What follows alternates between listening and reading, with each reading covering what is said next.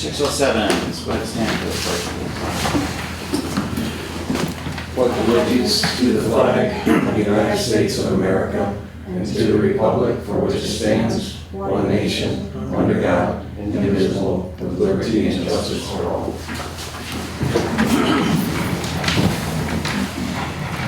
Okay, roll call, so you're gonna, you got it? Go ahead, Mr. Oh, roll call? Yeah, you want me to do it? I can do Yeah, it. let's do that. Okay, Riley. Yo. Garber. Here. Zambo. Here. Let's see, Randazzo. Here. Weaver.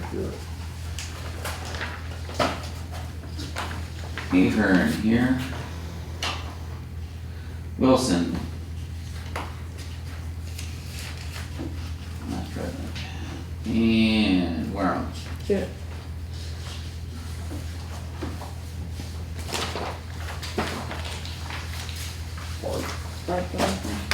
And Bart Dunsmore. Thank you. And then there's one. Okay, can I get a motion to accept the absences of Wilson and Dunsmore? Make motion. Okay, can I get a second? Didn't Wilson resign? It is stuff done? He resigned, so, From the planning commission? yes. Oh, I didn't know that, okay. Okay. We still have a motion to excuse the absences, and that was, Randazzo. Randazzo, and can I get a second? Second. All right, all in favor? Aye. All opposed? All right, motion carries. All right, moving on to the adoption or amendment of the agenda. You have anything in regards to that?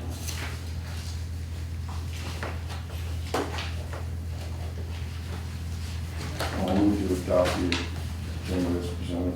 All right, I'll second that. All in favor? Aye. Aye. All opposed? All right, citizens' comments regarding agenda and non-agenda item. And I have Mr. Fields. All right. It feels like we did this last year, pretty ad nauseum, so it's Groundhog Day for me again. Last year, a public hearing was held to do a review on a preliminary plan. The day after that review was held, I came to my first meeting at the city. I communicated to the city that the public hearing was held illegally. The property owners were not notified as required by law. We had a pretty good turnout as people. Next two meetings, you can check the tape on the turnouts. During those meetings afterwards, the discussions were back and forth on the multiple code violations of the submittal, which again was presented non-compliant to the people. The mayor told one citizen that this doesn't even matter, it was already a done deal.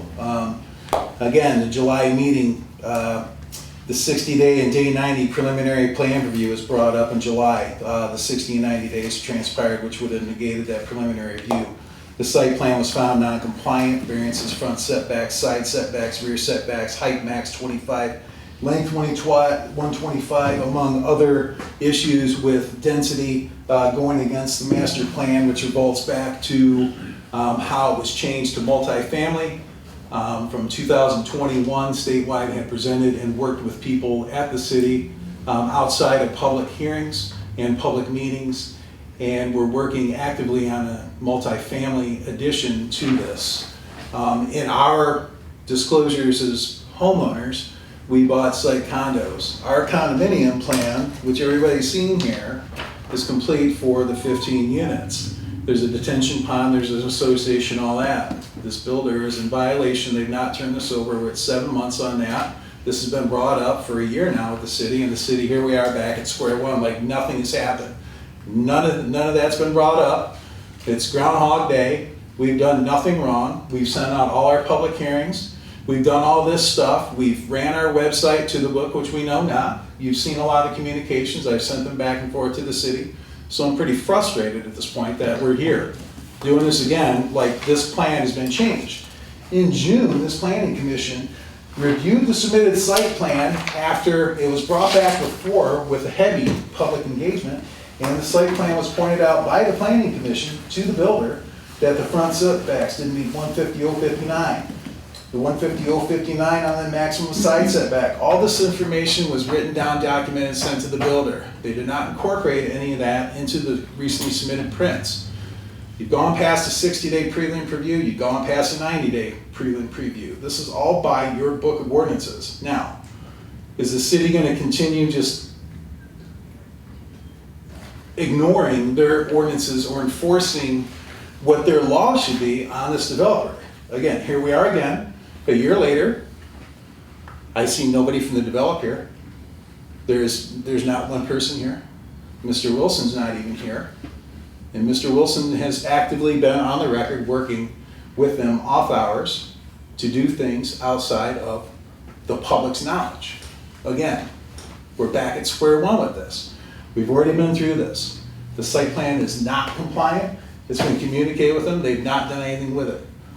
They put it in writing that they've not turned over our association. They know that they're delinquent on that. They've done nothing with it. The drainage has been brought up to them. They've done nothing with it. You know, this is all part of our plan. We signed a contract. That's what qualified this project. The city reviewed it. They sent it to the county approved it. It's a matter of the record. This has all been ad nauseum communicated to you guys from me.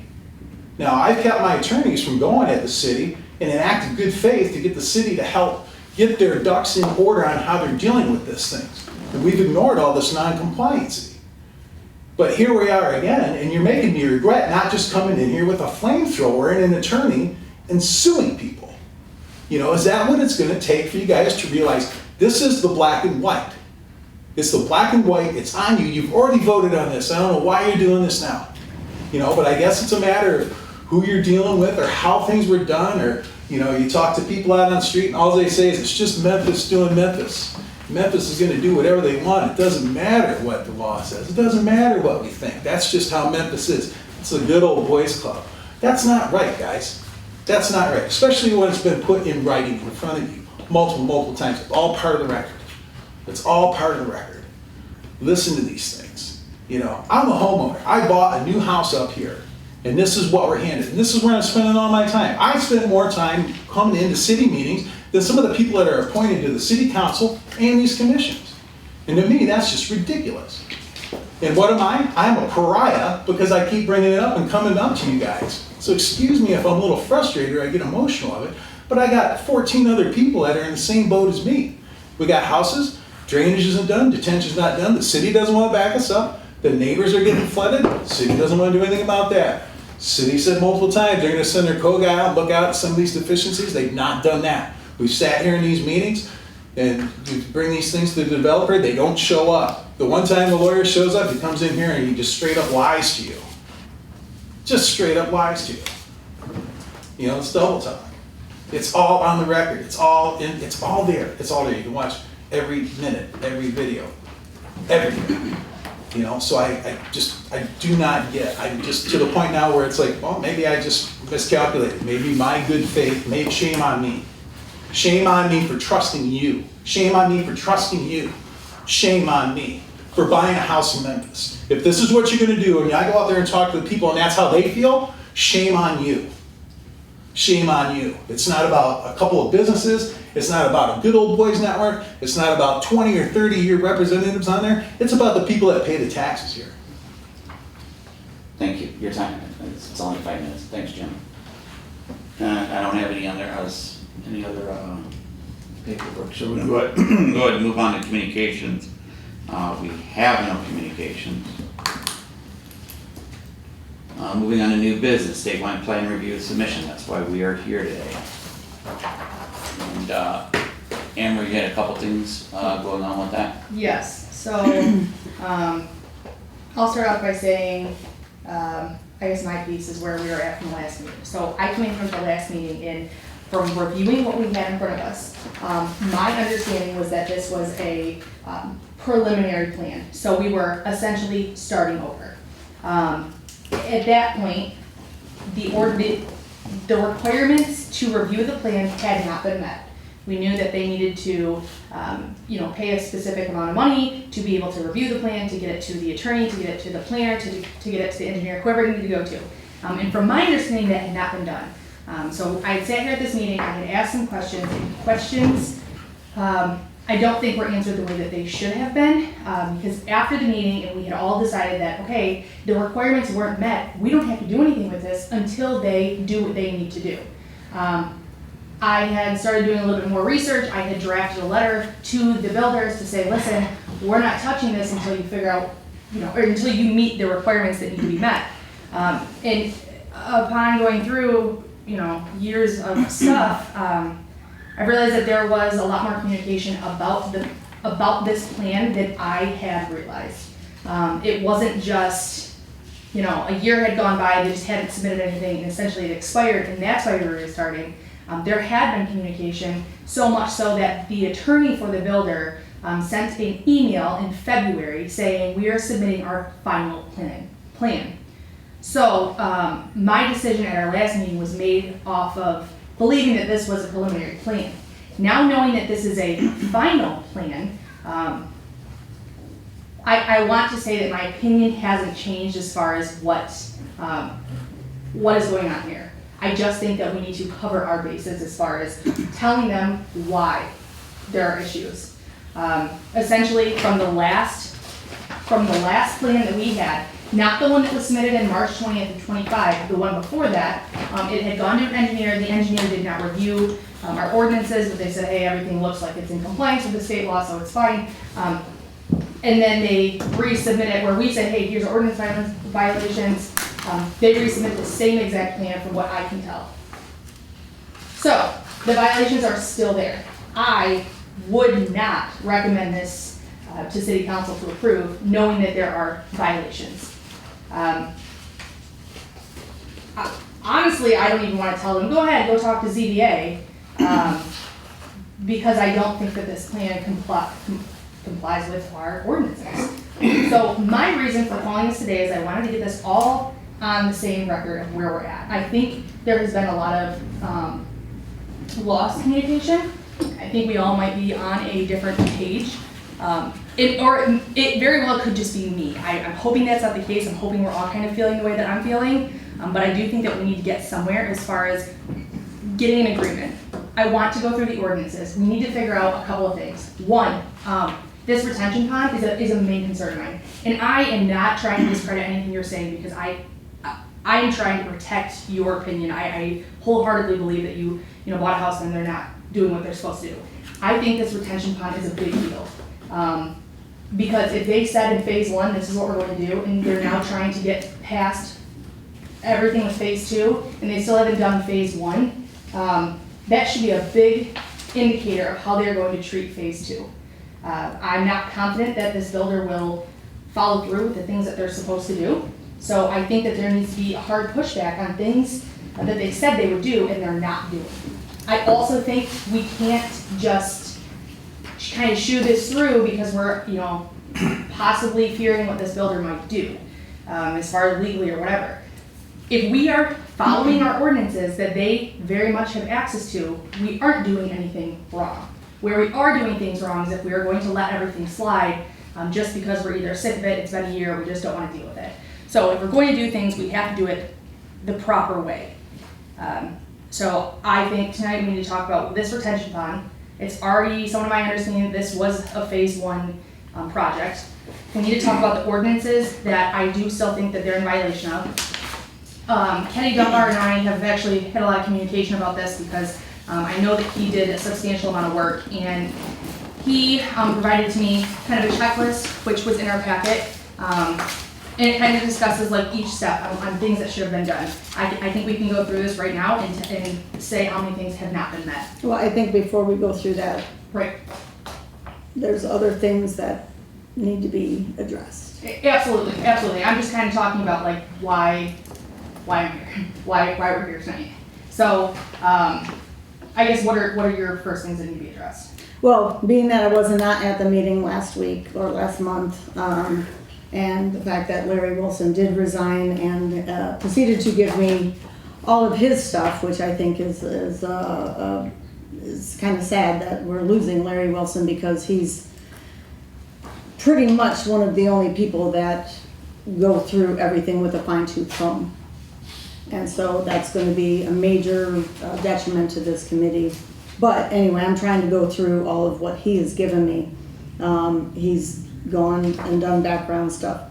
I find it very concerning that, has everybody seen the March 29th memorandum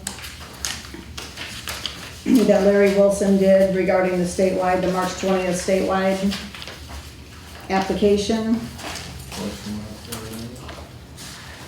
It's not in tonight's package. It would have been, it was in the last meeting.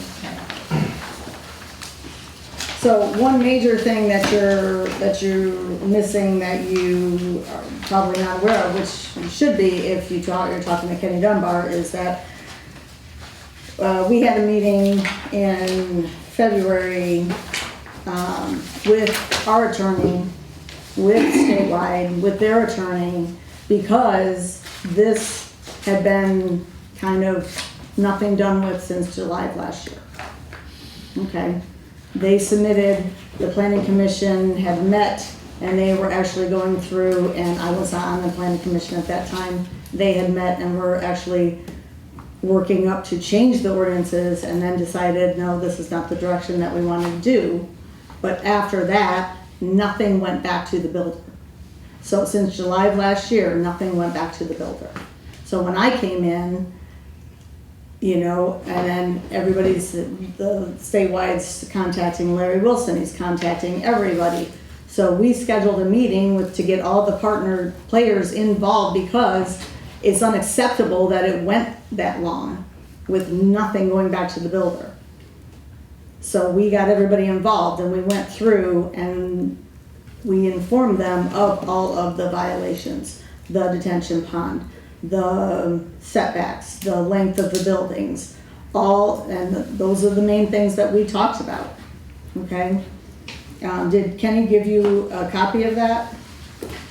Of the summary from that meeting? I do not have the summary.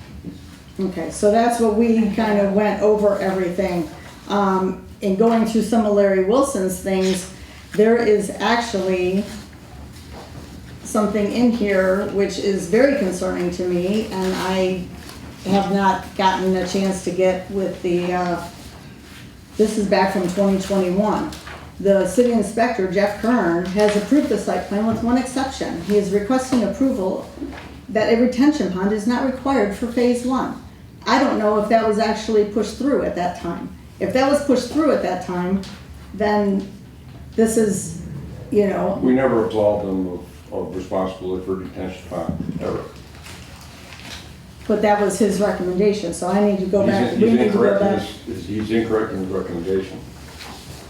They spoke with whoever they did then, because this was all done while I was chairman of the planning commission, but none of this was done with my involvement. So I'm speaking purely from speculation. However, I do know, I think it was their intention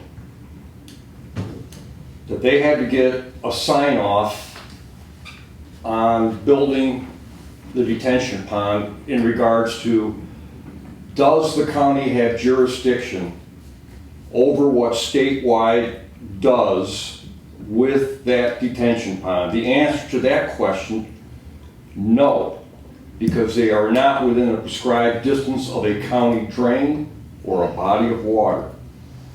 And I think that fact was presented, and I could be wrong, but it seems to me it was manipulated to give the appearance that, oh, we don't need to build a retention pond. And I don't know if they persuaded Ken Kern on that point, or Jeff Kern, or if he came up with that on his own. However, I did research it at the county level, at the Candace Miller's office in Cone County. I talked to Mr. Rizzo, who's one of their engineers, and that is in fact the case. So that meant only statewide can Build whatever kind of retention pond they want. Build whatever you want. County's not gonna oversee it because it is not impacting a drain. The closest drain, I got the charts and graphs, is down the road by the high school where it actually the county drain is within 500 feet, whatever, it's legitimate. So I think there's been a lot of confusion on that point.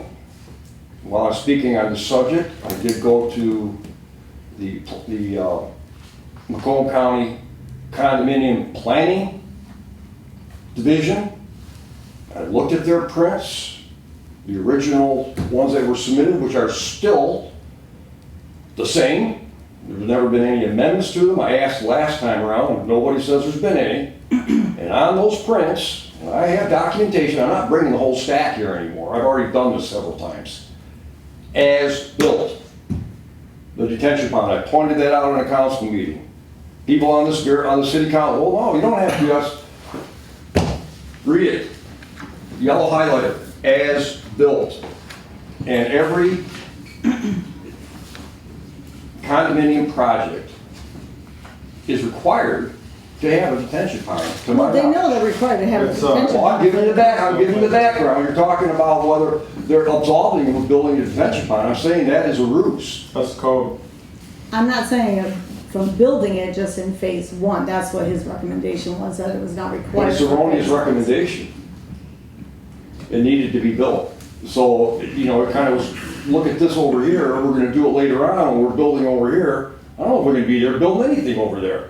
They're not even responding to the list of things that we've just reiterated here, with setbacks and violations of local ordinances and so forth. And the reason we didn't go with changing the ordinances, which I was partly responsible for that, to my shame, is that was illegal to do. So we put a hold on that. He said, no, we cannot just go start tailoring ordinances to satisfy the builder. And at this point, I started really taking a little bit harder look myself and thinking, why are we bending over backwards to accommodate this builder over the concerns of our citizens, which by that time there had been a number of rumblings, Mr. Fields among others, in my own observations of that project, and they continue not to respond to going through the process to address these things where we could even send it to the zoning board of appeal. We don't even have any to send it because they never even responded like, okay, we'll change this, or maybe we can negotiate on this a little. Well, they did respond. March 20th, they sent enclosed correspondence to the proposed site plan. The plan was designed by Urban Land Consultants, meets all face-to-face, side-to-side, back-to-back side road setback requirements. The application of the setbacks may need a variance depending on how section 150.59 is interpreted, and we will pursue the same as needed. So they also address the roads, that it should be considered a marginal minor street. And these are the questions that we wanted to send to the planner that Larry and I talked about, because the interpretation of these ordinances, we want definitive answer. I don't have the answer for that. You don't have the answer for that. They didn't alter the height plan, no. No, they know it. They didn't change the plans at all. I could be No. wrong, Tammy. Did they change any of the drawings, these sets of plans? Did they No. change anything on there? No, they didn't So change all it. those violations are still active. If they're sending us the same plans, okay. But they're let's say saying we'll- that 3 of them, if they need a variance for, or if the interpretation of the ordinance, if it does fit in there, and one thing that Larry went through was like, they could be right based on, and that's what we needed the planner to look at, because I don't know how to read this stuff. Nobody here does, so, but you can't just say they didn't send anything. Yes, they did.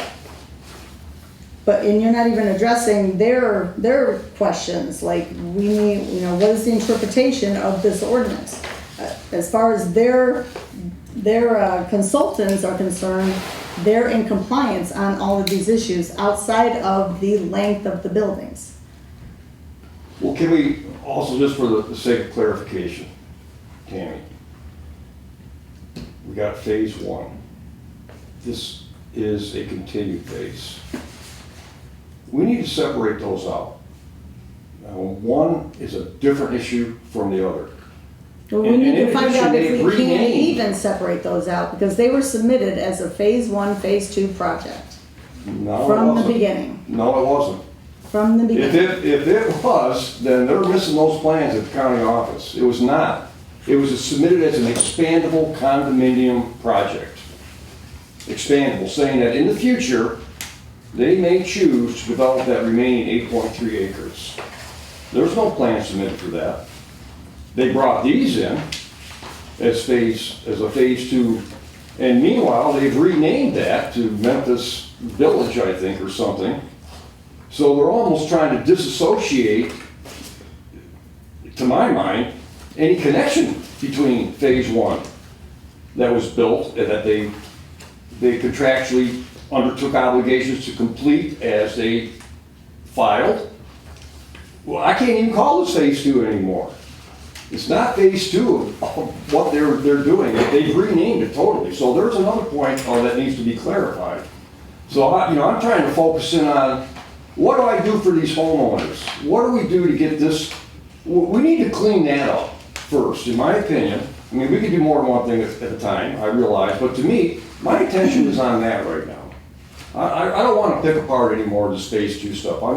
I'm not spinning my wheels with that anymore until I Well, feel that's like what- they've responded to our phase 1 concerns, and these homeowners and property owners who are 14 houses times $300,000 are paying taxes into this city, and they've gotten nothing but the short shift here.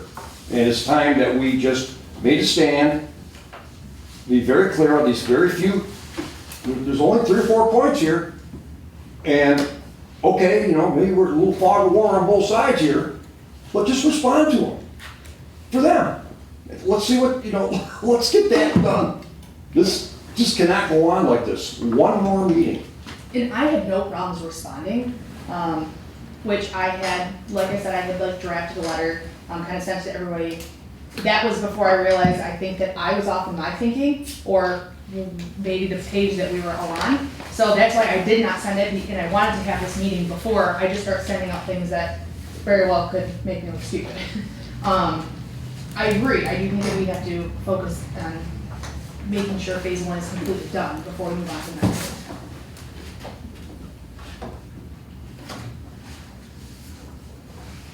If these are final plans, why do they still say proposed on them? I think from what my experience is with different types of drawings, more or less for what I do, there's always, it says final and it's stamped final and approved. These aren't even stamped as a final. They're still indicating proposed. Memphis Metals, multiple family residential. And these plans were dated October 27th, 2023.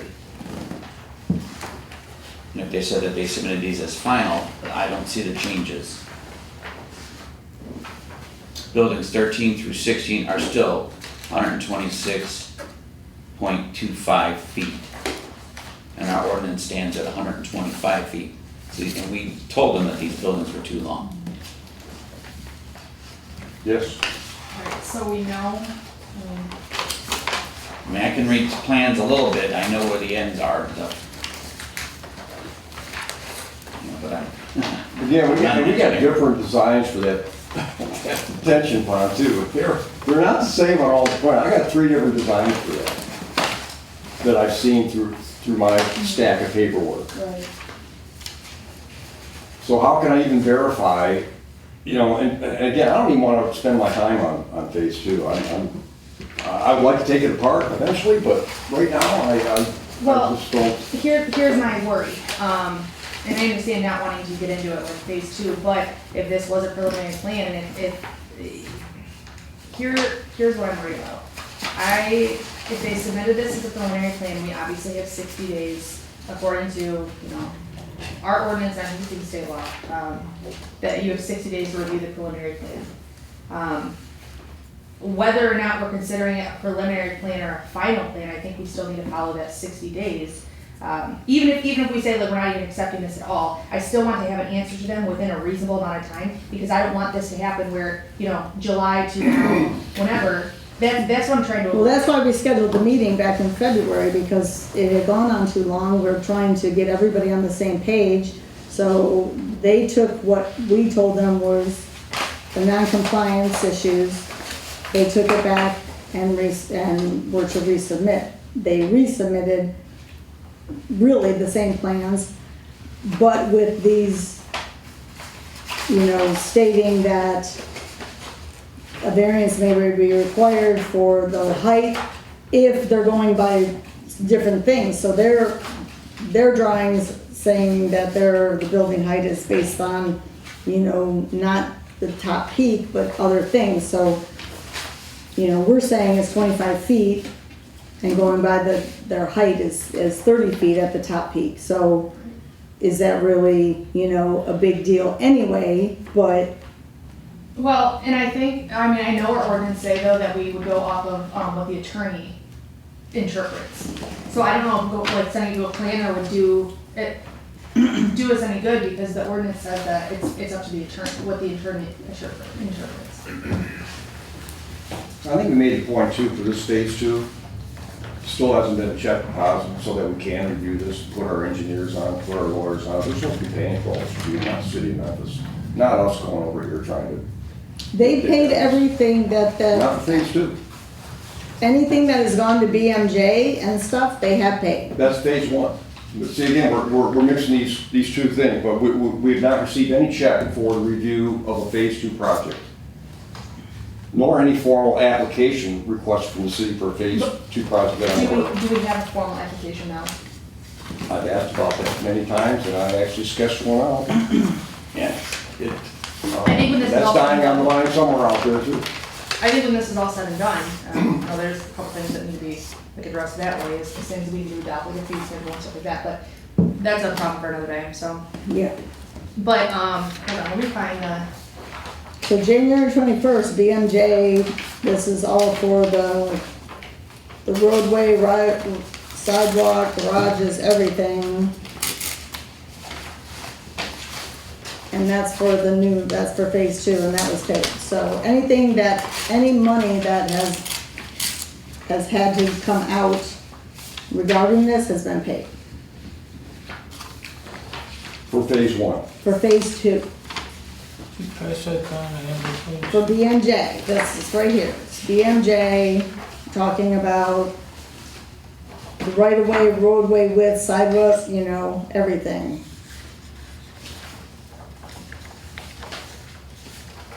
Because that's January 21.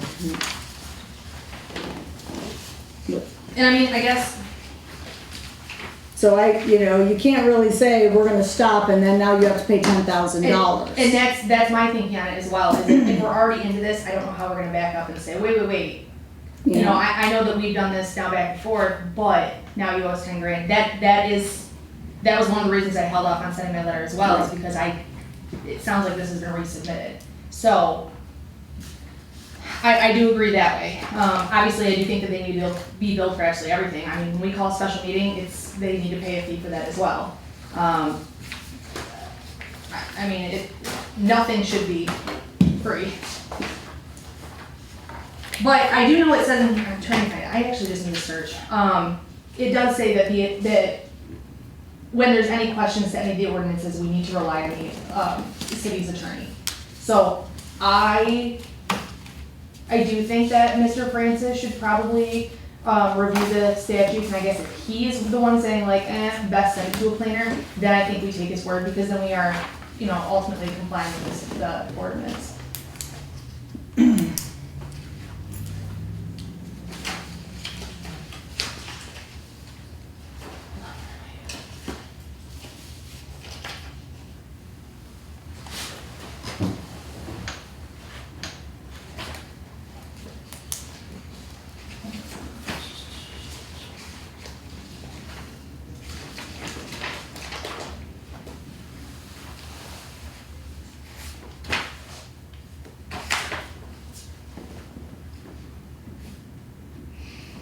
You looking for him? I'm just trying to find the statute on the attorneys, like relying on the city attorney for any interpretation. 105, 150.106.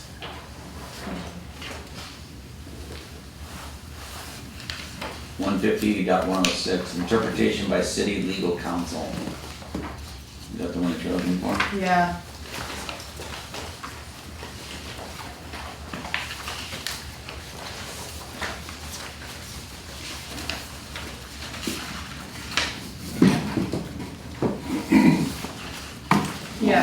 Yeah, where there is no equivalent term or phrase defined in the subchapter, the city attorney shall interpret the appropriate equivalent term in chapter 150 or chapter 151, which is our ordinance, for the purpose of applying the standard and requirement of those ordinances to the proposed condominium project, so as to carry out the purpose of the subchapter. So I do think that we should, I have no problems putting together a memo with questions of, can he give us some sort of answer on it? But that way as well, I mean, the planner can also look at that, and I don't know, I'm assuming that would be helpful to the planner.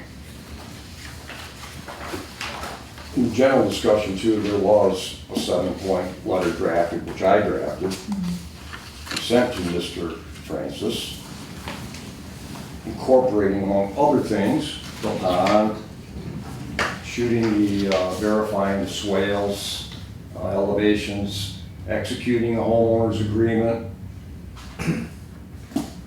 Mr. E, their attorney, did respond to that. That's, I don't know, that's months ago now already. But did not respond to where there was any clarity to it. There was still no homeowner. An email went to all the homeowners March 21st saying they wanted to schedule a meeting to turn over the homeowners association.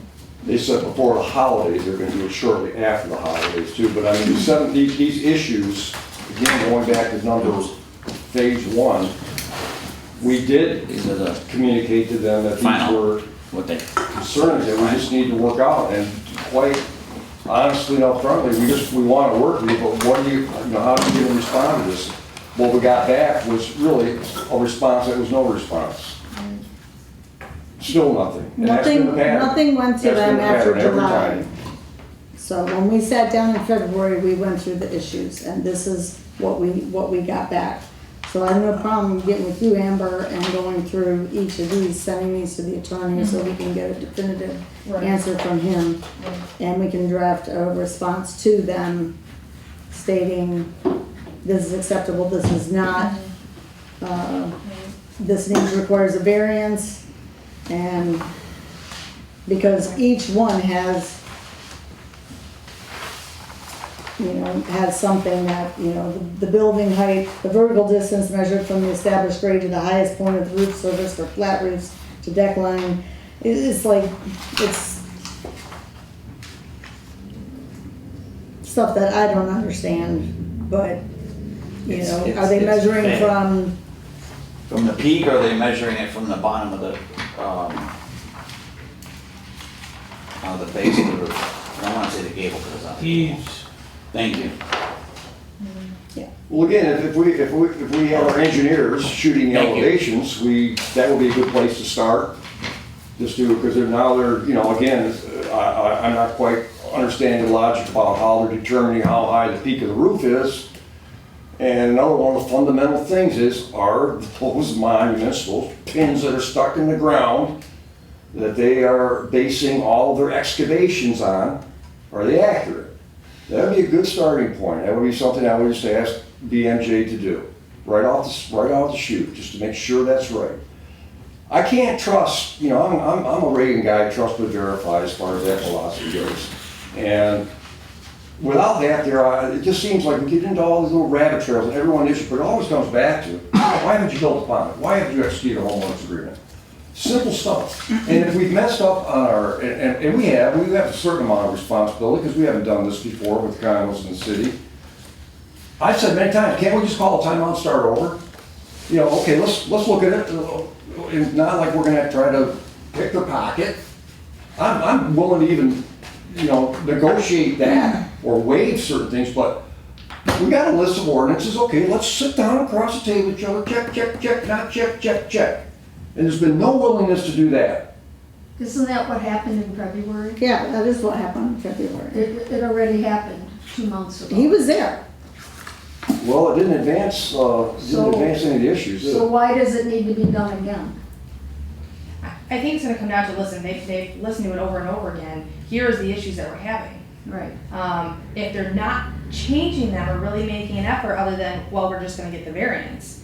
Well, then apply for the variance. They haven't done anything. They haven't done that. They haven't Right. asked for a variance. Right. Right, they just So- keep saying, They keep saying, we're just gonna well, we get can do that, but they don't do it. Mhm.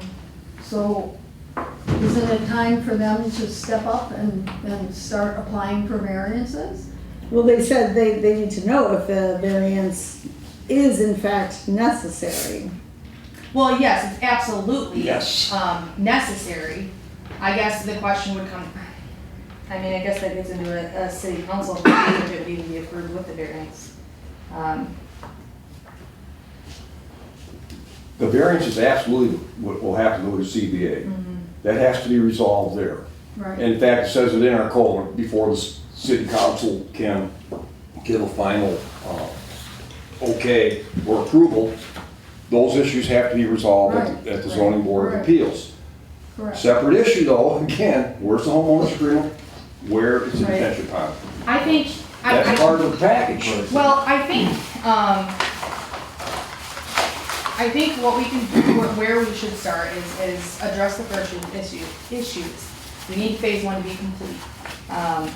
You know, where, and that. Well, they sat here at that meeting and everybody agreed, everybody here, the attorneys, everybody said the detention pond, doesn't make much sense for them to dig out a detention pond, a partial one, and then dig it out and redo it for phase two. And that was agreed upon by everybody. I didn't agree with it. Well, If I would absolutely not agree to that. And if you were they're here, builders, maybe you they shouldn't have not been on understand, your phone the whole time while we were having this meeting. they understand how to build things in phases. If they're gonna do a two-phase pond, they would go in there, re-excavate and measure the depth that you need and engineer it. I to agree, take but care of it. we're dragging on something that if we would get this stuff situated, we could move forward. And I get the feeling that people here don't want it to move forward. And that is not an option either. We're not saying that we're just gonna let them do whatever they want, we're not. But They we are. have to have we have to have some forward motion on this. Either we have to have this stuff addressed, if we need to go to the attorney and do that and say, and then get back to them. That's what I thought we did in February. We addressed all this stuff and said, now the ball's in your court, you have to resubmit. But they're saying that it does fall into our ordinance based on their interpretation. Is their interpretation correct or not? Or is our, so I don't know what the interpretation. It sounds kind of stupid to me. There should not be any interpretation. It should be cut and dry, but evidently building stuff is not. That's why I turned this to. Right, so that's an attorney thing, and I'm glad to have you here, because then we can maybe get this stuff really addressed.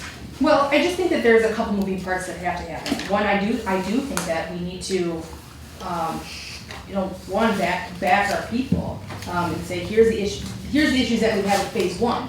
However, in the meantime, and I have no problems adding into our letter, like, please give us a response to this, and in the meantime, our attorney is working on reviewing these ordinances and confirming with us, like, what his interpretation is. That way, we are showing that we are moving forward, we're not just sitting here doing nothing. In the meantime, we're making sure that that the ordinance that we think our interpretation is correct, or their interpretation, whatever, like, we are making sure that this is done properly. So I think that a letter to them, kind of stating where we're at with things and asking where they're at with things, is probably a good thing. Then I think once the attorney comes back, has some sort of memorandum for us that says, here is what his interpretation is, or here's what he thinks, send it to a planner for them to confirm as well, okay, then we know where our next step is. So I think that kind of lays out a roadmap on where we should be going. Yes. If this is gonna happen, which at this point, I mean, we can't just walk out of this and say, no, we just don't wanna do this without Right. being sued. So, There's still not been easements filed with the city for the drainage swales either. That's been going on for 3 years. For the what? The drain, the city needs to have easements to have access to the drainage swales. Right. They're supposed to be filed with the city, they're not. I brought this up, I don't know how many times. Just so that we know where it's there, and the city has permission to go on there. For instance, like the last big rain we had, they could go in, the city would have legal coverage to go in there and unplug a drain. But or- that wouldn't be them. That would be our attorneys. They need to file the easements with the city. They gotta give us permission, they gotta sign it off, they gotta record it. Right, but I think the person who would draft those easements would be our attorney.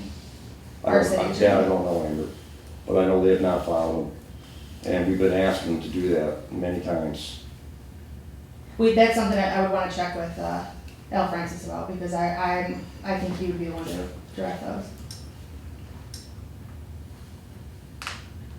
I don't know, what do you, does that sound Yeah, like well, then why wouldn't they respond simply with that, you know? Again, it goes back to this pattern, we're looking for pattern of behavior, that they could easily say, no, your attorney's got to draft that, send it over, we'll do it. How did you get fine. that information? How did you ask them for that? I don't know, I think it's their responsibility, but I could be mistaken. I'm asking you how you asked them for that. You said you've asked them multiple times. How did you ask them for that? I'm on record multiple times in writing and on city council meetings, and I'm sure if you want to go through those meetings, you will find several places. I'm not going to come in here with a stack of everything I've said and everything I've written, just as Mr. Fields has done, and I'm out of ways to say it. I have made it a point to say it verbally, out loud, at these meetings. You're just saying something. at a So it's meeting on record, doesn't what I said. I'm not gonna sit here and try to that it recall from actually memory and got go over these done. issues all over again. There's simple ones that need to be addressed first.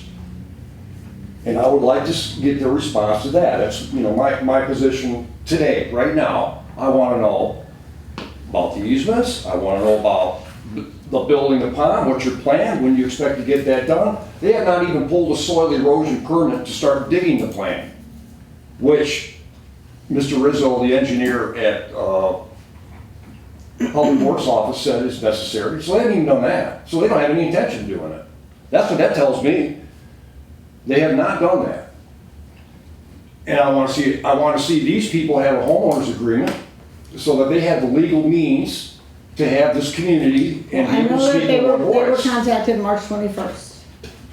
So they were supposed to be scheduling a meeting, so if they. They were scheduled one before the holidays. How long is it taking to schedule a meeting for that? Once you get Well, up how to long does it- 75%. How long does it done- take to get back to plans? It took over a year. I'm talking about the So- homeowners association agreement now.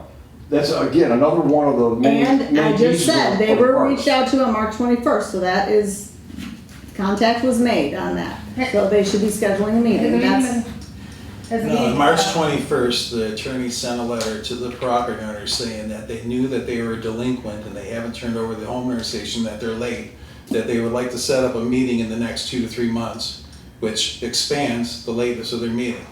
All these emails and communications back and forth were sent to Tammy and you. So to say that their communication was, yeah, they sent out an email and they admitted that they were late, which they're in violation of their contract. I mean, I don't think there's a problem, again, I don't think there's a problem sending a letter saying, here's all of our issues that we currently have.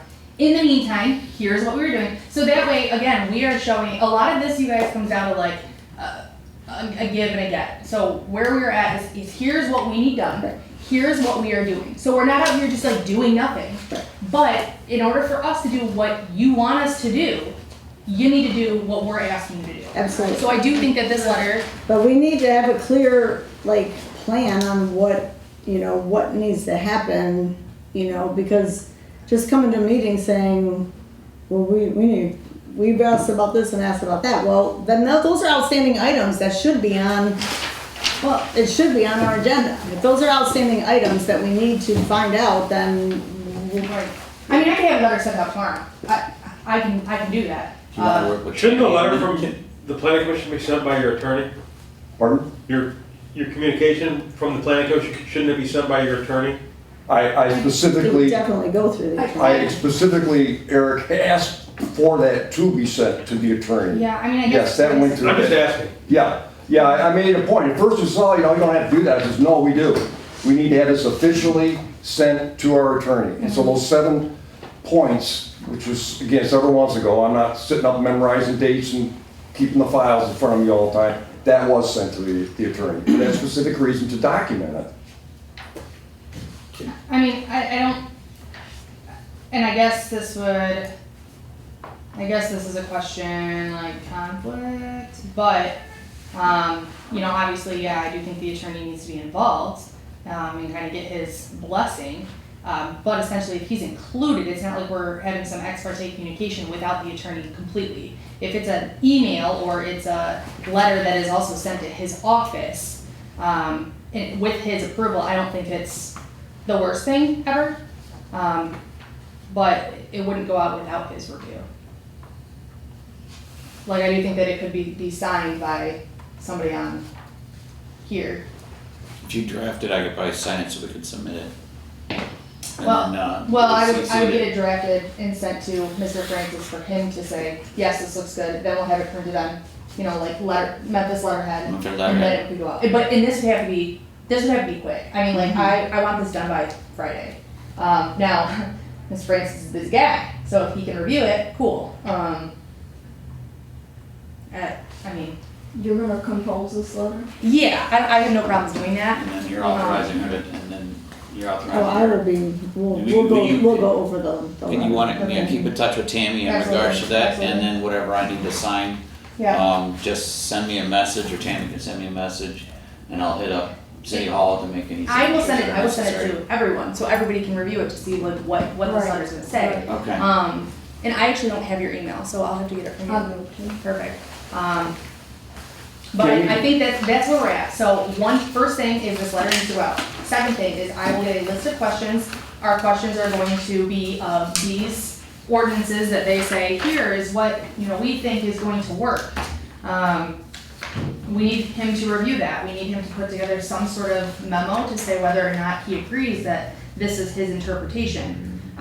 Also, part of the questions would be, do you think that this should go to a planner? Because if he says, you know, my legal opinion is that, no, it would not, whatever the average height is, whatever. But, yes, also submit it to a planner, okay, then we should follow his legal advice. Absolutely. But, and that's, okay, then once the planner, let's say it doesn't need to go to a planner, whatever. The last person, whether it be the attorney or the planner, says, whatever, it looks good, it doesn't look good, whatever. Then we have a legitimate response to give to these people. In the meantime, that's what our letter would also say is here's where we're at. So, it's clear communication. And this is all regarding the phase 2 No. action of it. Is it or is it not? Because I want to make sure that the homeowners association, the Yep. detention bond, those questions are also Yes. included So in this communication. My letter to them will say, you know, just so you know, we are submitting the ordinances to our city attorney because according to our ordinance of 150.106, whatever, 5A, whatever it is, we go off the legal interpretation. Also, here's our questions that need to be answered regarding phase 1, the homeowner's agreement, the retention pond, the utility easements. If the soil erosion is a genuine concern, when is that gonna take place? We need to have these answers, you know, at your earliest convenience and no later than May 21st. It's the drainage easements, just so we don't. Okay. The utility ones are fine. as far as Okay, I okay. understand.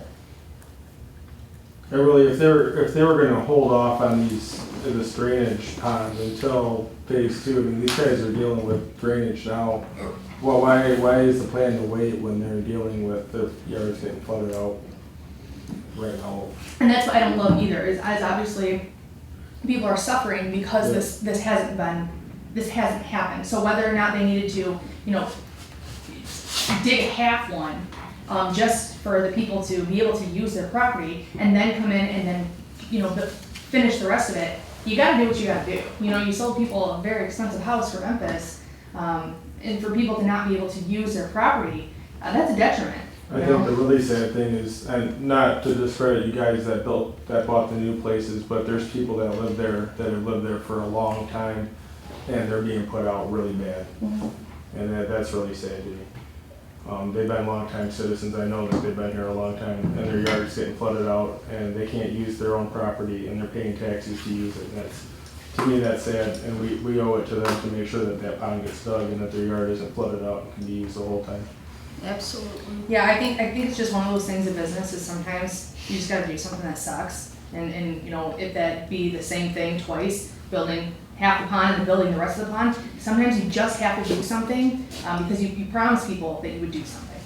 So, you know, if they're trying to cut corners or save money or, you know, not be in the area longer than they have to, sorry about your luck, but there's things that have to be done. And to So, me, digging a pond should be one of the easiest endeavors of this whole thing. I mean, it's putting a hole in the ground. I mean, I agree. how hard could that be to put a hole in the The ground? engineering should be that difficult. It's not. We have the prints on, the flow rate and have the concrete apron for overflow. We have all of that. And it's not like we're trying to build a great wall of China here. You guys know how to do this. They could build a bunch of houses, they could build a hole in the ground. Yeah, exactly. Well, there's a field there right now, that's where the water is going right now. well, And in my neighbor's yard across the street, right, the last meeting. and backing up against all of these people's property, I walked over there. I walked over there 3 or 4 times after moderate rains, after the heavy rain we had. I would not be happy. I'm not happy. Well, the heavy rain, everybody And I was don't even dealing with live- the whole I live thing. across the The whole street, town, but the I'm whole not happy town with was it. dealing with it, the Yeah. last rain, but. Well, again, an engineer, they build things with 50-year plan, 50-year worst case scenario, 100-year worst case. That's standard practice for people who build stuff. You take that into account. It's not like, oh, well, that was a bad rain. So, okay, the next time you have a bad rain, these people got to worry about, improvements they put on their property because they didn't take that into account. No, then we're not doing our due diligence, and neither are they following up their obligations for whatever reasons they have. And I'm sure it's, I an mean, expense, but that's their calculations. They understand what it costs to build these things. And Right. if they didn't have the money to do it, they, count the cost before you build. I mean, it could even be, if they come back and say, nope, we're not even thinking about doing that until phase 2, it could be, listen, look, we're really trying to work with you. Our people are hurting. They can't do anything. So, like, would you please consider this? Could this serve as a demand to do something? Because And the you weren't at property, the last meeting, but there was 2 people here that they own a lot that is now flooded out. I watched the last After- meeting, I Okay. watched the last meeting, so. So that's, I mean, Yeah. they've been And here a but that lot. has been, I mean, not to make it light or anything, but that area over there across the street and everything, that has been years. And I know, because I've been coming to meetings, that they've had problems over there. So I know that there's an issue over there. I do. It drains fine. I live right next to that.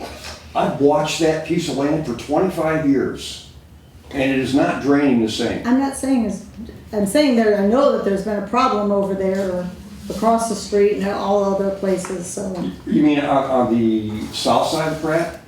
yes. Well, we're not talking about south side of Pratt right now. We're talking about the people who own houses on the north side of Pratt. Yeah, occasionally that would flood out there. That's why my neighbor down the road built a bridge. This is the properties backing up to the field. Yeah. Yes. Yeah.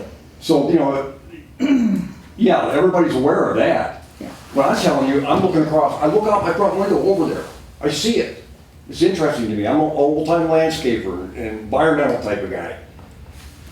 There was never cattails growing over there. You gotta have standing water for at least a year for cattails to grow. And this is before the big floods, before the big rains. This is going back 2 years now. That's an environmental flag that you have standing water. You got a problem there if that's not what you're trying to build, is a waterfowl habitat. So it drained over there before. I mean, you can look right where my neighbor's house is who was flooded out. I mean, the sediment right there. I mean, it's right next to where their yard is. It's been built up, washed up, raised up. I don't know what they did there, but it's not functioning correctly, because I've just watched it function actually for almost 25 years, which I've made that point several times too. But that doesn't seem to be concerning me very much. It concerns me, and we should be concerned for our neighbors and for these new homeowners in town to have this fixed. I mean, is it really that difficult for them to work with us on this? I just haven't seen the goodwill. I'm not feeling the love here. I mean, again, you know what, there's some things about business that just sucks, but it has to be done. No one likes paying taxes, here we are, paying taxes. Like, it's just one of those things, like, it sucks, but you have to do it. So if you gotta, you know, dig it twice, you know, cause the next thing is maybe they thought that phase 2 would happen a lot quicker. Well, and that was their intent. They were looking to already be going. That detention pond would be there if they were already, you know, if we were moving, if they were able to move on this. They're not able to move on it because They planning never commission followed is. through and went to the zoning board of appeals. They knew all this was going on, just as well as we I mean, did. either way, we're still talking years. Yes. Whether or not this was a boom boom, like, done extremely fast, or as fast as it, like, legally could be, I mean, we're still talking, it's been years in the works, so, a retention plan should have been built. So whether it's been 2 years or 5 years since the first house was put in, you know, I don't necessarily think it's a timing issue. I don't think that the planning commission is completely to blame for it, because. I'm not saying they're completely to blame. I'm just saying I'm trying to fix all the problems. I'm trying to fix the planning commission sitting on this for months and months and months and nothing getting moved on it. I'm trying to work with the builders to address the issues so that we can move forward. You know, we have all this stuff and just now I was elected in November. We're still dealing with the same stuff and we have not moved forward with it. It's unacceptable. Is this part, I mean, Tammy, in your opinion, is these plans here, we're talking about phase 2, is that part of phase 1 project? No, it's phase 2. Phase one, Is there's it phase part, one. is it tied into phase 1 part? Is that I don't all- know. They were submitted as a 2-phase plan. Because they renamed it, you know, they call that, what, Memphis Does that Village? even matter if they rename Well, it? It was yeah, submitted yeah, as a yeah, it matters- 2-phase it matters plan. quite a bit. So that's what we need to ask the It's a attorney. critical point. You know, I think we're focusing on so much stuff and it's just keeping us from doing anything. Devil's in the details, but that is a critical point. That needs to be brought up. Details are great if you're In the letter. acting on them, but you can't just sit Yes. here and Well, we gotta have a response when we bring these details up, and I brought them up many, many times. you're not asking for a response. You haven't done it in the I past. So sent we're gonna do letters, that. We're sent them gonna through do. the attorney. Well, We're gonna do statewide that. came back with that letter and said that they didn't think that there was a whole lot of violations. Right. Did we respond back? I don't remember. No, that's what we're doing Yeah, right now. that's- We're that's- We responding. haven't responded to them. No. No. Well, I guess we better respond. Well, and honestly, you guys, we're really not doing too bad. That is why I wanted this meeting to happen before our next Sure. one, because we are, Oh, yeah, we gotta absolutely. keep this moving. So, Right. I appreciate everyone being here. I appreciate you calling the meeting, because we are getting somewhere, being able to have a plan on, okay, here's what needs to happen. Right. It's gonna be all right, but. So what do we wanna ask? I mean, are we at the point where we could just make a list on what we would like to Yeah. communicate to Yeah, them? So yeah, here's- right there, here's or this. you wanna reiterate with, Yeah. Steve on it? Yep. Well, just hear, an open discussion, what do we wanna have going on? And then we'll let you draft a letter, but just, I would like everybody here to hear that, Right. at least in a rough draft right now. Or, Right. you know, rough verbal. Well, the first thing is going to be, we're gonna talk about the homeowners agreement. We need to know when this is going to happen, or when this meeting is gonna be in place, because, you know, we're aware that this is 7 months deficient. So if this could happen in the next 30 days. Just Or ask them, at just least ask a them date. flat out, when is the meeting Right, scheduled? right. They need a meeting scheduled. Retention pond, what is their plan? Because we obviously have concerns from our people that there's severe flooding. We're getting into the drainage easements. When will those be done? And if it's, I guess Well, we need to I'll figure work- out who has to, Right. who's responsible. And Maybe that's they'll be able to answer that for us. Yeah. We'll let, you know, put it out there Well, and if they it's can going answer to the that. attorney, he will Right, probably so- know already. Yeah, and I'll kind of highlight that and say like, is this for sure? Just because for my thinking, it would be the city attorney. But I've been on before. Anything about the soil erosion? What are the soil erosion plan or the testing on that? Well, no, but what I was talking about as far as the soil removal for moving dirt, they would have to do that once they were committed to building the pond. They would Okay. have to have, so that's really, Okay. first gotta get Alright, the city to that's yeah, part of the so yeah, pond we project. gotta get it out the retention pond, okay. And then if this is being renamed. From It Gardner's- is, it has been, they filed paperwork for it, I think they call it Memphis. Village of Memphis Meadows. Yeah, so we got, So we got two separate we need to figure out entities. what their intent of changing the name is. Right. Yeah. Right, what, Yes. yeah, what's the intent for changing the name, but, you know, and I'm just, obviously I can't sit here and read through all the ordinances right now, but I don't know if that's going to make I don't know if that's gonna make a difference in just changing the name. Yeah. Well, Like, I don't Well, think. there's I gonna think be they're gonna two- separate liability there's gonna be for two the detention separate- pond There's Oh, and gonna be- responsibility, because there's not a lot of common space in the phase one development, so you're right, the condo association. The whole homeowners agreement- detention pond is in phase two, it's in phase two area. Done phase one plans. I know it's on the phase one plans, but it's in the phase two, the 8.6 acres of phase two. Right. If it's on all the plans for it, if it exists there. Yeah, they show it on there. It shows it on there, Well, but that's, it, that doesn't absolve the Right. building into phase one though. We need to understand, or I need to be corrected on that. Because the plans I've looked at, the research I've done says it needs to be Well, built. and if you look at, you know, final plan requirements, this is 150.110, just looking at F. You know, if the proprietor wishes to develop the area in stages, the preliminary plan shall include the proposed general layout for the entire area. So I think when they were talking as, you know, here's phase one, here's what it's going to look like, but phase one is this part. And that's what's on file. It shows those Right. individual lots. Right. And the houses on Del River and the houses on Pratt. Right. And the detention. This part. Those are the features that are on the plan. And existing farmhouse and lot next door. Well, that's all that's on file with the county, who is the governing authority, along with us as the city ordinances that we have applying to condos. Right. Yeah, but essentially our ordinance is saying that they each need to be treated, I mean, each phase obviously needs to be treated separately, which is what we're doing. But, you know, in the beginning, when they feel like, here's our plan, it was the entirety. So, you know. Would this be a fair question, Amber? Just to get clarification, maybe we could get it with this. Is this proposed further development, is that an expansion of phase one? Yes or no? I would just like to know that. Because it was filed as an expandable condominium project. It may still be, but I'm confused why they changed the name and what's the reasoning behind that. If they're expanded, they called it Memphis Village to begin with. we Why- just need to why know if change the it? name change has any effect on. Well, I would like to ask that question. I don't want to wonder about it. I mean, if we're making a list of questions, I just want to know, is the proposed developments that they're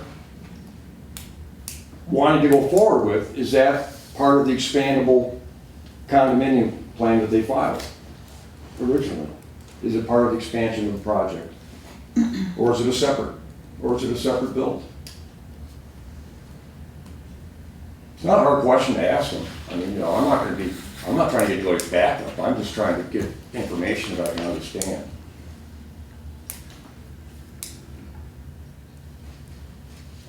Got that, Amber? Yeah.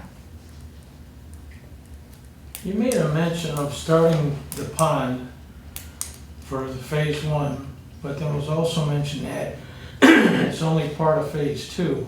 It's on phase two land. It's on phase two land, but it does say in the original plans, it did have a smaller version. of Smaller the- one for it, okay. Yeah.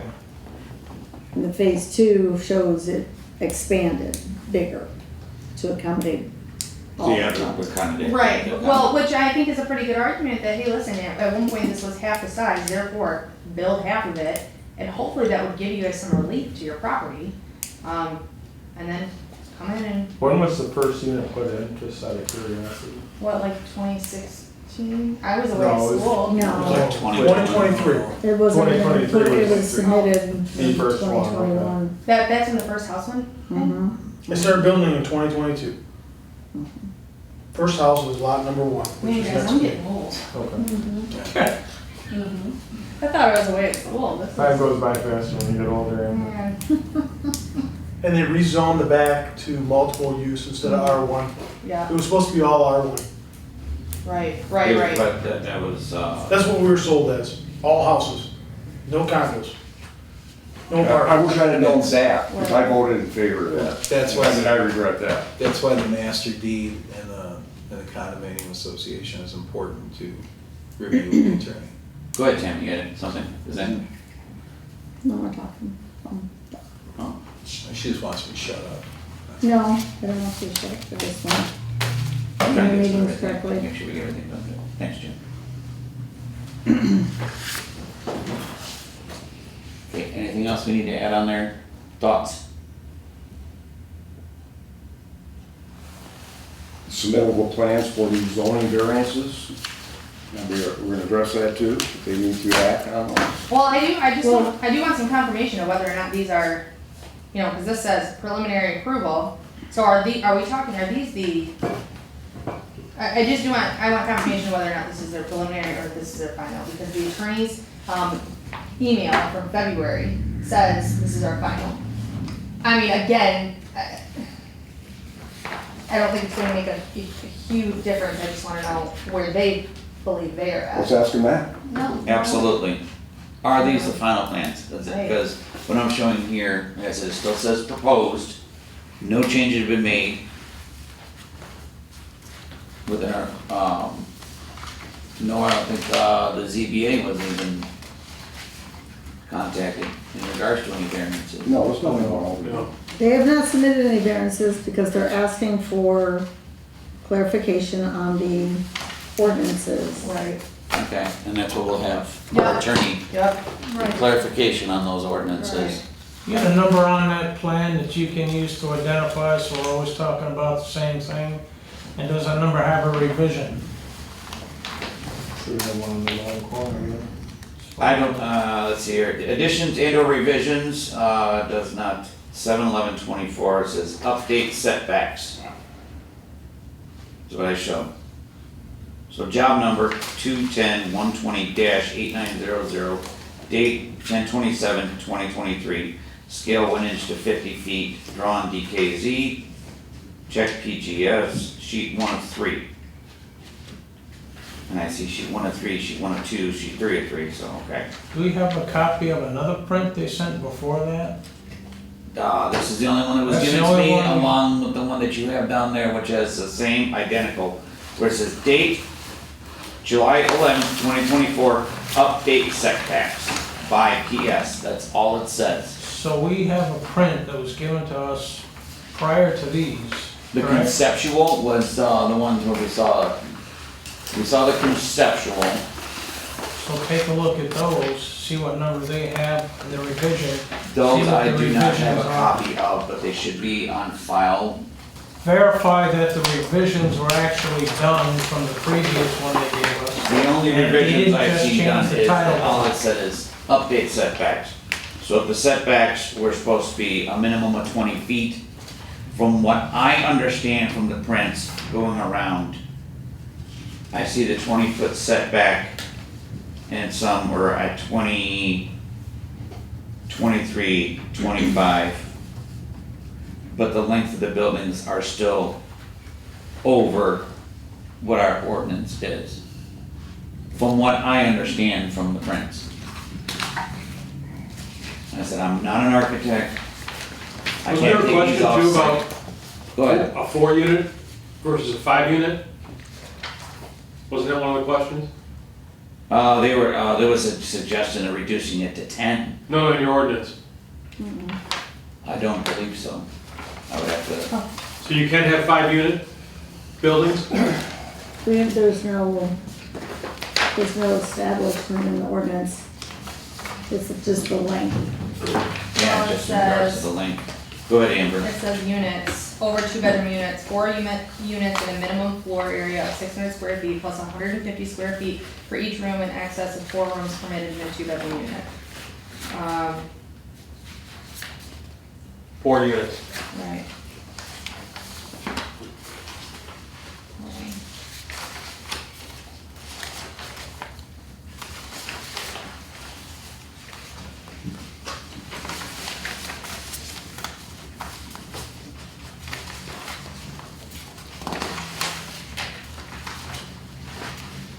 Is there a stamp on there from the city as a received date? On the print?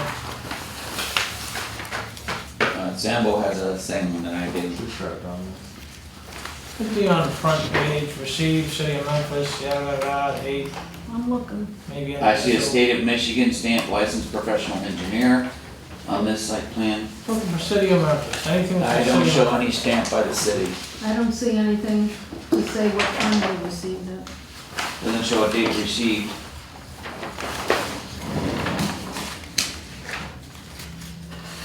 I think that needs to be documented for any future reference if you send it.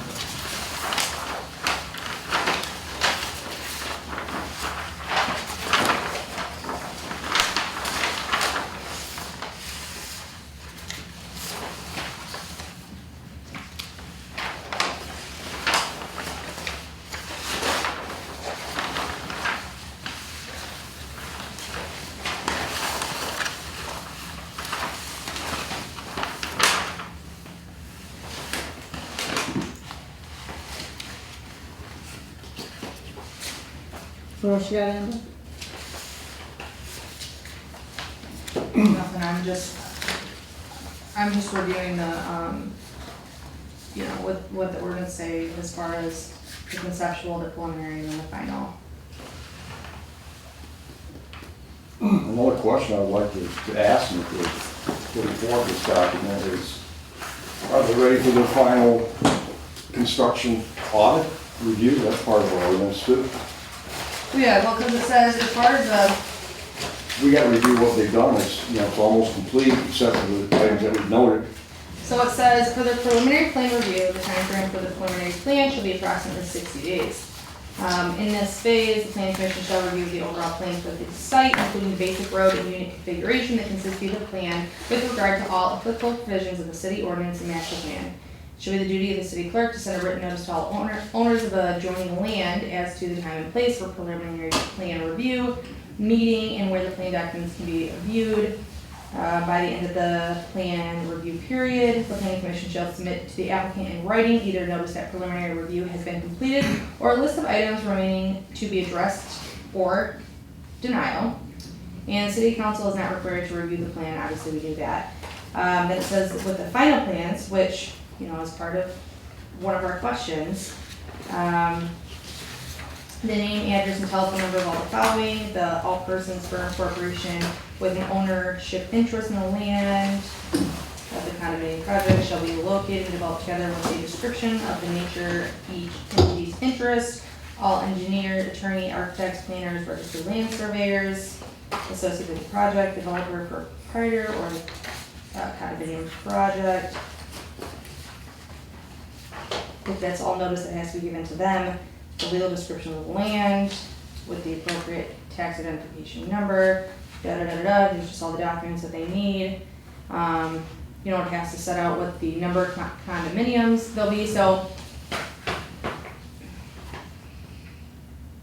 I mean, just looking at this stuff, there's no way that this could be their final. The posted plan review has not been done legally to all the property owners. Said that last year. Right. Yeah, so it doesn't look, I mean, that's what's making me think that maybe this is just as their preliminary plan, which, okay, fine, we're doing things that we have to do as far as, we're kind of checking both boxes right now. Trying to figure out, making sure that we're at least in compliance with what the preliminary in the final plan. Doesn't look like they've done anything that they're supposed to do as far as the final plan, so, you know, I guess, that is actually one of my questions still, is like, are you submitting this as your final or your preliminary? And if they are submitting it as their final, well then here's the issues that we're having as far as like, you're not doing the required steps.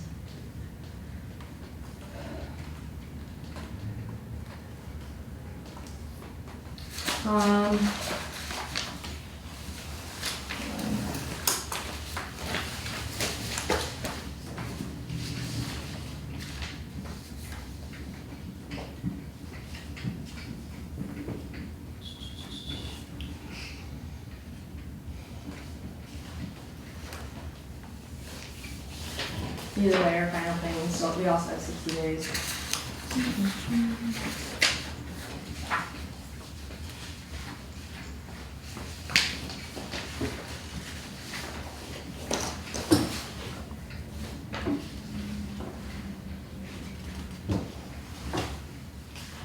Alright.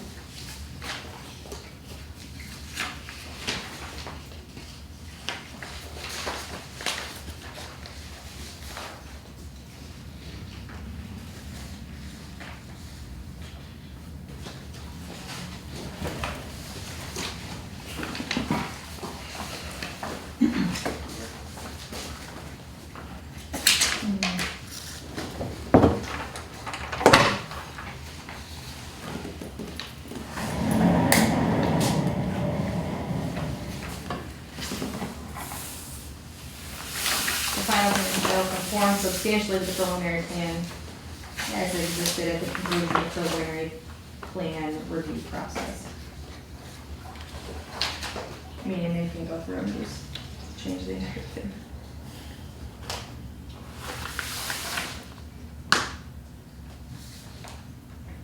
Who has the final plan for phase one?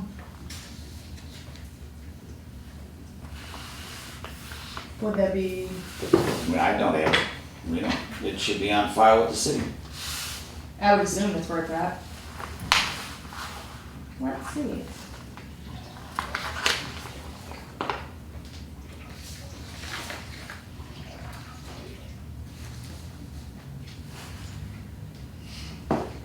Well, I'm also interested in the construction review, you know, we're talking about the plans, steps, you know, conceptual, preliminary review, all that. In the final plan review, but there's also a construction review that needs to take place by the city. It's under 150, 107. Performed by the city planning commission, clerk, building inspector, city planner, building engineer, city departments, so forth. That's not taking place there, and I think it should. It's high time that takes place also. That might expose or excuse them from some of their issues. 150.110, 107. I'm looking at, this is the final plan requirements, and I'm looking at,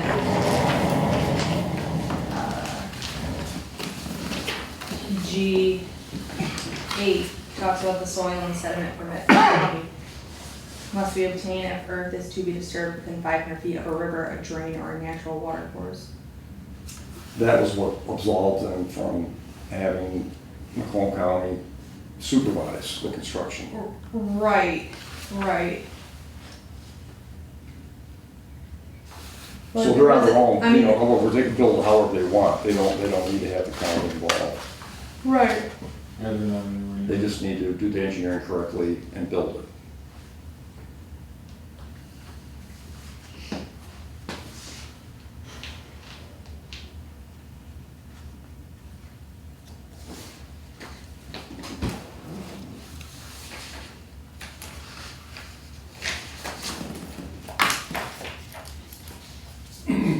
I don't know, I mean, here's what I'm thinking, I think we can ask them, are you planning this to be your final, or is this your preliminary? I think based off everything that we have, I think this is a preliminary.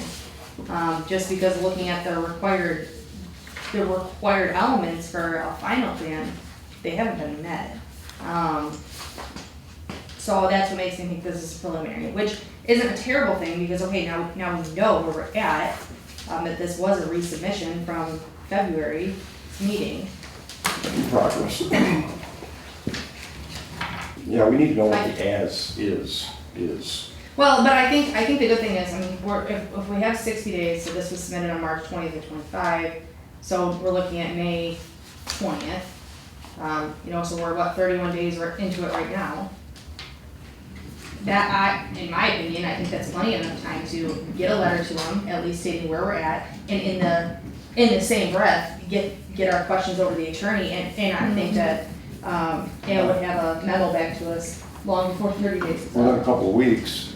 Yeah, Absolutely. yeah. So I do think that we still are meeting our timeline. And that's what I'm concerned about. Just asking for a little clarification. Right, and a couple right. particular points that we'd like to see what they think about them. Right, And so- do they think they have responsibility or they don't have responsibility? And I'm lucky enough that I'll be actually out on vacation Wednesday through Friday this week, so I can take the step up, sit in my water park. Sounds like fun. So in the letter so far, I'm just doing this for minutes, briefly including the HOA, when that's going to be done. And that's set most deficient, the retention pond was the plan, the drainage easements filed. Is it an expansion of phase one? Proposed future build? Are they prepared for a final construction audit or review according to our ordinance for phase one? I don't think that they would be. I think that's automatic now. Okay. Well, we'd ask it anyway though. I'd like to know. Yeah, I mean, I know that they're gonna come back and say no because we haven't given them our opinion on the ordinances. I'll defer to you on that. And is this a final preliminary plan? Right. Is there anything else that we would like to? I'm just gonna verify that the changes were made according to your meeting from February 25. Can you verify that all changes were made? Well, no, all changes were made, that's what I'm saying, that was what, from what they sent in their letter, which we need a copy of that letter. I have the statewide, yeah. And then I think Larry, his memorandum sums it up, you know, perfectly what we would need to ask the attorney. And his was from. Yeah, to Larry's credit, he has a lot of, he's not definitively stating a lot of this stuff, he may, or I think. So he's just raising questions too, that again, point to the fact that we have not gotten definitive answers. And are you talking about, wait, his memo dated, March 29th, okay, this one? Okay. no. What's that? Yeah. Is there? Yeah, that's Oh, okay. And then I think, Kelly Dunbar also submitted his memo for our last meeting, which all my stuff is everywhere. I swear I'm a little bit more organized as a person.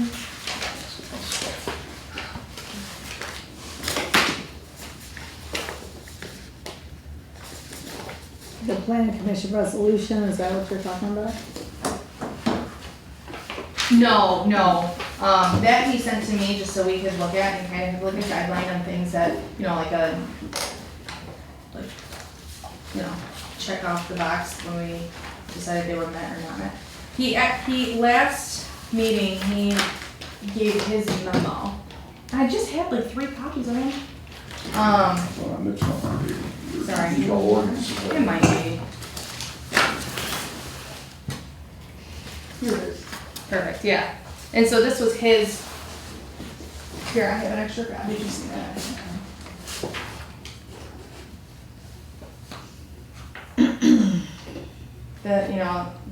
The setback requirements, those were met.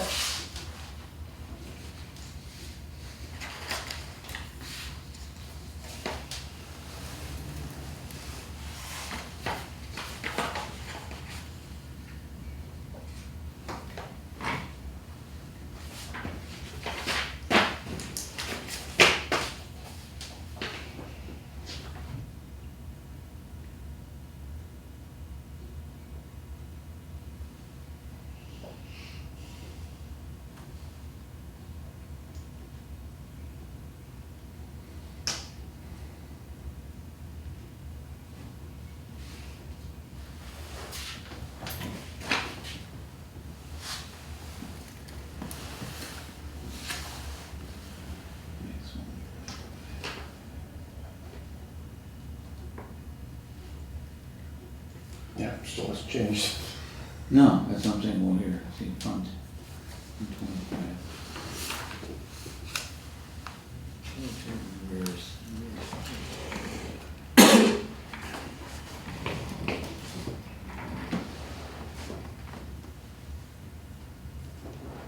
Setback per lot, feet.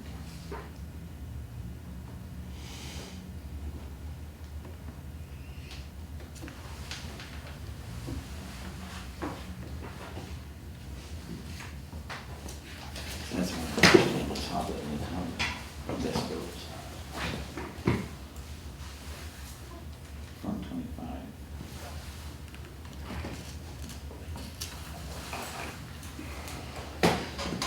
What is yours there? This is all right. What are you looking, are you looking at The minimum yard setback per lot in Right. feet. Front says 25, but it has 5 in parentheses. Those are notes. Oh, down here, Down oh, here. thank you. No, it's not one. Little caveats. So, Yeah, little, hey, Refer to another section. yeah, so we know, the questions that we are gonna have for Mr. Francis. I mean, I think that we can ask him about, well,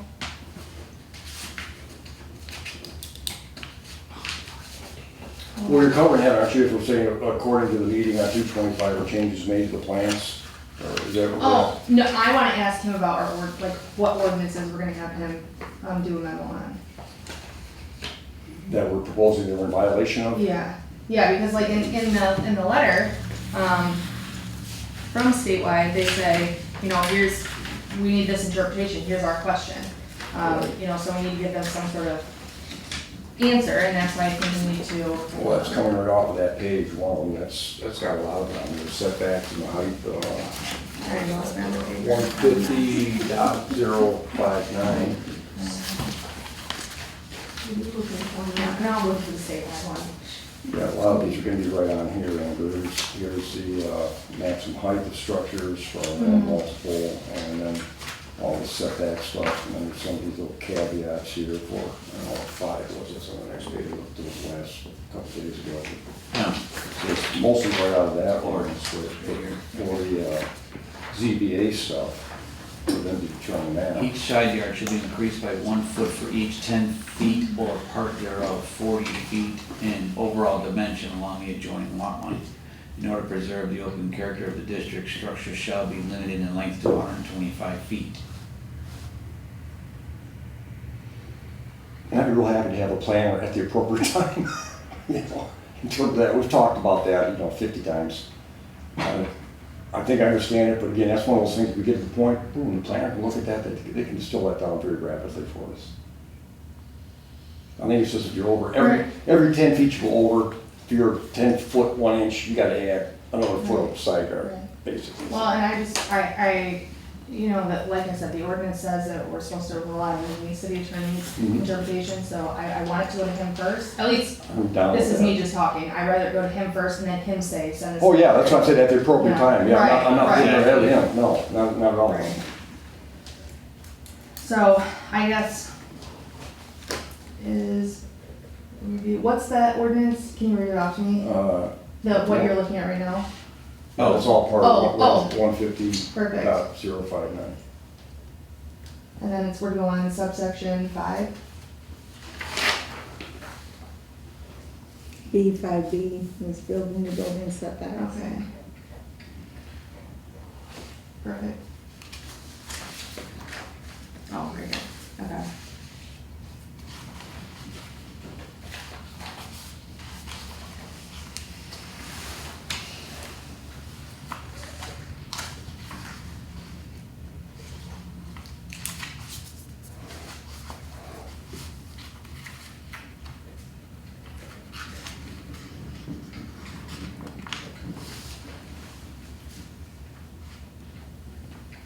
Okay, so.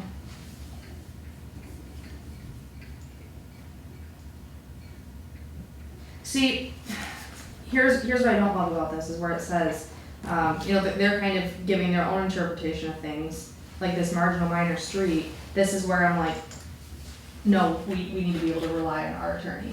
I don't wanna listen to what they have to say. I want that clarified through our attorney. Right. Because it says, regarding the issue of the road size, which was raised during the conceptual review process, the road should not be considered a multi-family residential road. Now, we need the attorney to, BMJ says, as the project is a private development, there are no dedicated road, street, rights-of-way required. But I don't believe, I don't believe our ordinance says anything about it not being required. The state law might say that Well, it's, the engineer says, you know, so we need to send that with the. Yeah, with yeah, Send BMJ's right, letter with it, because they're saying, in our opinion, the proposed development meets the general minimum AASHTO guidelines for roadway widths. Right, ADA right. standards for sidewalks and acceptable standards for driveway parking space length. right, right. So it says, we suggest that the city planning consultant provide interpretation on the intent of the City of Memphis zoning ordinance for building setbacks related to multi-unit complexes. Right.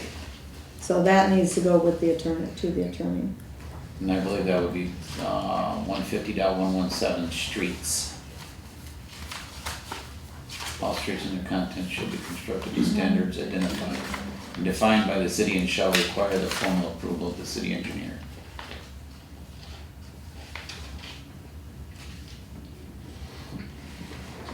Basically, what Tammy just read, and you're referring, or they're referring to, is just the state construction code for building them. Right, It's just, but, Right, but yeah, there's no ordinance, real- typically, ordinance will always, you know, you can have your state law and then the ordinance can have like an even more restrictive yes, means, we- you know? we've had a couple issues. Yeah, but we already know our Planning to do that. ordinances are out. Outdated. They're very Right. outdated. That was Right. to do with street widths, I think, what Tammy's bringing up, and that was talking about actual construction standards. You know, it's how much concrete, how much underlay, all that kind of stuff. Right, And so we did get their opinion on the, and we're gonna have to change that in ordinance, because if that's off. So we're not, we're not contesting where you gotta have a 51-foot wide. yeah, well, I mean, Right. essentially, if we say, oh, our sidewalks have to be 3 inches thick, but state law says, no, it has to be 6 inches, we can't go based off of our ordinance. No. But we if have to they- if comply states- with state. This is just our Right. width, yeah. Right, right, Which none of our roads, And we're not giving them a problem with that. No, we're not. We're not We concerned, realize so that that's it's a- not a detail, we got a lot of other things. right. That's not an issue I have with them at all. And the good faith on the city and the planning commission, I made that very clear to them too. This is, you know, no, that's our problem, we're gonna take care of it. That's where we got hold of the city planner, had her review that. She made some very nice diagrams, did thorough check on all the text regarding that. So, you know, we are trying to move this forward. Every time that we're at a stumbling block, it's because we're looking for information from the builders. Or they've not responded adequately, in my opinion. I hope I could be proved wrong on that. That's my feeling with this.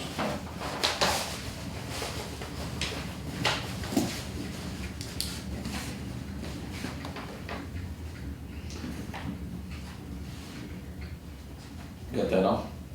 Yeah, I think so. And then obviously building height is our next big. Building height, right. What is the lawyer's interpretation of our building height? Is it from the ground to the top of the peak? Is it from the ground to the bottom of the easement?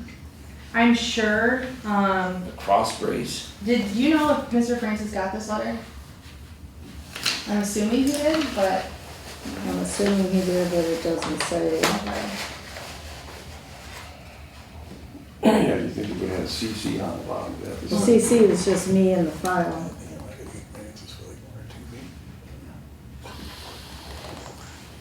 Oh, we on recording here. We're good.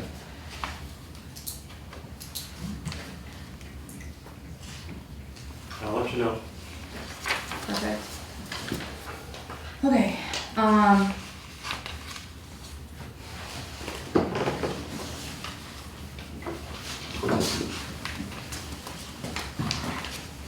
perfect, so, okay, so the violations that we have that we want is, the setbacks, the marginal minor street, or whatever that's going to be, and then the building height. So that's all the violations that I have that need to be sent to Mr. Francis. The length of the buildings, Oh, yeah, length. Length of the buildings, right?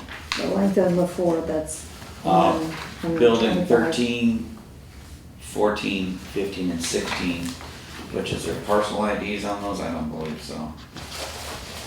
This four units are 15 inches over the ordinance of 125 feet. Correct. Do we know what the ordinance is for that one? The length of them? I could probably look it up. Can you just look up the, Just, the height? For height or for length? The length, I believe it was 125. 120? 120. yeah, that was section 5, of, 150.059. Our ordinance says 125 feet, Right. but they're 15 inches over that. You said, hold on, you said 159. 150.059, Okay, perfect. and it's, Alright, I got it. 5, section 5, Perfect. or B5A.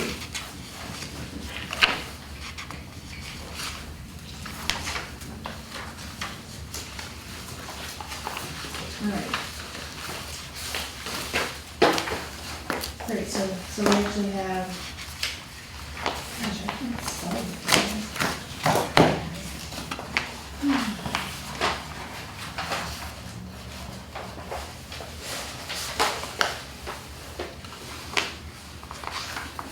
Larry Olson's synopsis on the second page of his memo outlines all of those issues.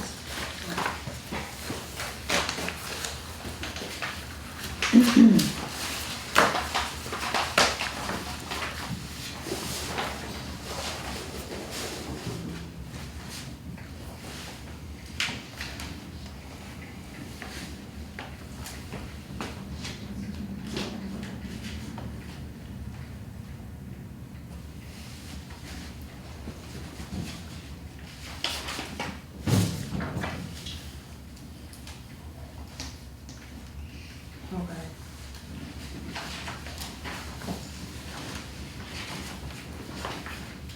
You good there? Yeah. Alright, I do think that that's good. I think that gives a good, basis for where we're at and where we're going. Okay, any other questions down there at the other end? Nope. Tammy? Does everybody like, we're all on the same page, everyone knows where we're at, where we're going, that's what's gonna happen from here, okay. Cool, cause I think that is a, That's a big step. yeah, I think so too, and I think, knowing how things are going to, perfect. I think knowing how things are going to pan out from here, as far as the next step is gonna be less stressful. Yeah, we'll see what kind of information we get back, and I just take 30 seconds and, Go for it. Go ahead, yeah. so that I can have broad, I don't have to get every detail in minutes, but Absolutely. the letter will contain broadly the HOA issue, the retention pond issue, drainage easements being filed, is expansion, it's a proposed future building expansion of the phase 1 condo build. It's just a final preliminary plan. Were changes made to the plans according to the meeting at 2/25. Of course, Anderson drafted the letter, and then we're concerned with setbacks, building lengths, and peak heights for zoning board issues. And even in my letter, I might lay out, here are the ordinances that we are, so at least we're being very open and honest in where we are at with them. That way, they, because they say in their letters, there's been some confusion and here's, they're trying to politely say like, what's going on. I think if we can give them a clear, indication of what is going on, I think that will. What our concerns are anyway. Right, And then right. they can tell us if they're valid or not. Right. And then it's up to them. Right. It's up to them Right. to come back. Is there anything else that I missed there, that anybody else had anything that I should have in the minutes, or that's good enough in the minutes? Yeah. You good?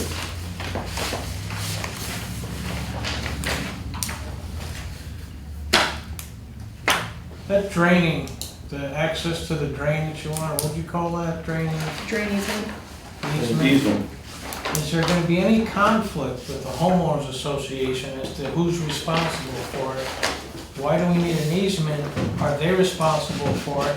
Because the city might have to go in there at some point. Might have to, okay, and I They don't gotta have know. permission to They- walk there if, whatever, the drain got plugged. Right. It's like a better to have it than needed than, Right, but if we have it, can the HOA say, well, it's not our problem, it's yours, and then the city says, no, it's yours, I don't know how that works. No, typically with anything like utility wise or drain easements or anything like that, there's state laws on what, you know, what they will cover as far as if it's like a plugged drain, you know, whether or not that's going to be their problem or the HOA's.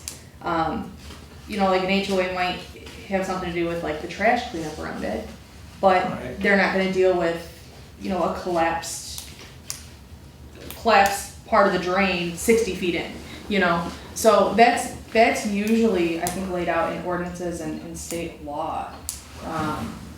So if something happens to this pond, erosion collapses, blocks a drain, I'd have, their property's flood out, I'd have to review it, or I'd have to Okay. review the ordinances, or, That's on the HOA. is it? Yeah, if I'm not mistaken, I believe they Association take over responsibility for that. But usually it's so far into, you know, they're not gonna say it's the HOA's problem when it's halfway down Pratt Road, you Oh, know what right, I'm right, saying? No, So- that's just on the property. Right, oh, I get that. so, Okay. The you know, under the drainage roads or whatever. swales in the pond specifically, that's where, Right. stop right there on the north end of Pratt Road, Mhm. I think.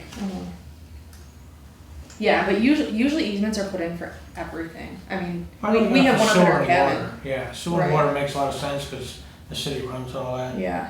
I just didn't know how that worked, if something happened to the pond, things back up, well, you guys should have fixed it, no, the city should have fixed it, you know, I just avoid something before it happens. The city that's will not have any responsibility for this Okay. once it's all signed off. That's why the homeowners are a little upset, to put it Sure. mildly, is that, you know, if they do have those issues, and that's where I'm very cautious, because who are the homeowners gonna come back on if they have that issue and it hasn't Well, been in the resolved? meantime, Come until back they to the get city. their HOA set up, Right. who takes care of it? Who, if something happens and needs to be cleaned up, who's, The condo association is going to Yeah. assume responsibility. okay, Same with the roads. We would hire the contractors. Right. It would come in out of our funds. even before they turn it over to you, No. I know you gotta It's- take care of yourself. Still the builder's responsibility. It's still the builders now. until it's signed over. It's typically how it goes, I believe. It's gonna be the same for maintaining the roads too. You know, they're responsible to do the repairs and all that. That's one of the reasons they do these condo projects, so that city doesn't have to have responsibility to do it. You know, it's, money's at the bottom like it is, it's many things, so that's one of the reasons they do it. Okay, anything else, any questions, Ambo? Barb? No. Good. Okay, moving on, we don't have any unfinished business, we do, but not in this meeting, this is strictly for the statewide plan review submission. So we're gonna move on from that and actually go to the comments from commissioners. Mr. Riley, do you have anything to add? No, Mr. Zambo, got nothing. Ms. Mazur, Nothing's, nothing. Ms. Randazzo, No. Mr. Weaver. Well, thank you, everybody, again, for plowing this. Amber, I really appreciate your efforts. I know it's a lot of extra work that you've undertaken, Tammy, for reviewing the files there too. Tom, for making it here. I know it's tight for you today. I appreciate what you're working on. I anticipate and look forward to a response. I think we've turned the corner. Absolutely. Yeah. I feel like this. When I see that response, I'll withdraw. Right, Ms. Mayor, do you have anything At that you'd least like we to have add? a plan. Yes. We've never had a plan. Yeah.